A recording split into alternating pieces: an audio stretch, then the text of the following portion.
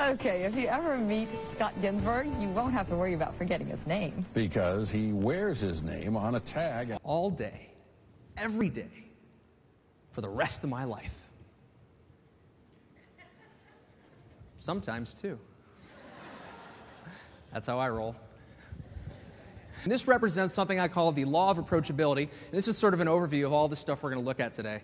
And it begins with this.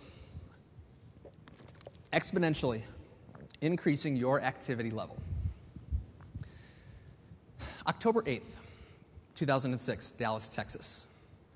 I just finished doing a program for a financial group, and I was going to the airport between terminals, and I'm on the train, and there's this cowboy, sort of moseys up to me, and he asked about the name tag. So I told him, the same thing I always say, well, I wear a name tag all the time to make people friendlier. And of all the interactions, 200,000 plus, this is one of them that I'll never forget because for real, this is what the guy said.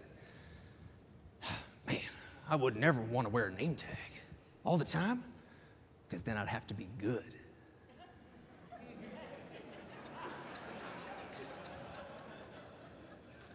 Does anyone else see a problem with that? You see, approachability, before you even get to putting it into action, starts with having the right attitude. And I'm not going to sit here and say, well, attitude is everything. No, it isn't. It underscores everything. I mean, I get a lot of emails from just sort of random people. Well, if I wore a name tag every day, would that help grow my business? I don't know. Maybe. It kind of depends because, you see, it's not the name tag. It's the person wearing it and the attitude of that person. So all the name tags in the world aren't going to make you more approachable if you're not nice. But if you can combine the attitude of approachability and have that as you approach your activities, then you have these opportunities to broadcast your uniqueness. Now take a look up here. There are two words. I want to hear an answer. Yes or no, those words mean the same thing. That was like 6 people. That was really terrible, guys. Yes or no, those words mean the same thing. Absolutely not. Check it out. Different comes from the Latin term differe, which means to stand out. Which, yeah, you want to do in the back of their minds. They want to be remembered. But unique comes from the Latin term unicus, which means the only one. You need to be able to finish the sentence. Our call center is the only one that I'm the only person you'll ever meet who. Because if you can broadcast your uniqueness, you make the mundane memorable. Take a look at what Equal did with their sugar packets. These came out last year. This is awesome. They put these slogans on it. Do your drink justice, ban the bland, power the packet, embrace the taste. Obviously, I had a couple of those before I went on stage. 6 Red Bulls. But it's kind of silly. They put the slogans. They had a little bit of fun. And you're probably thinking, well, yeah, sugar packets. Who cares? You're right. It doesn't matter. But think about the takeaway. When's the last time you went to a restaurant, stole the sugar packets, went home, scanned them, posted them on your blog for millions of people on the internet to see, and then used them in a speech for 1,000 people to see? Never. So the question is, what if that wasn't a sugar packet? What if somewhere across the world somebody was talking, giving a speech, telling their friends about the way that one of your employees answered the phone, the way they answered a question, the way they handled a call? When you make the mundane memorable, that is how you project approachability. I thought these were the only guys that wore giant name tags, but Gary obviously proved us wrong. Take a look here. These are, not surprisingly, 2 friends of mine. John and Mary live in New York City. They sold all their belongings years ago, and they're willfully homeless. And they just sit out there every single day with a giant sign that says what? That's awesome! Okay, it's crazy, but it's awesome. And I read about these guys in the New York Times, and I went to their website, which was, not surprisingly, www.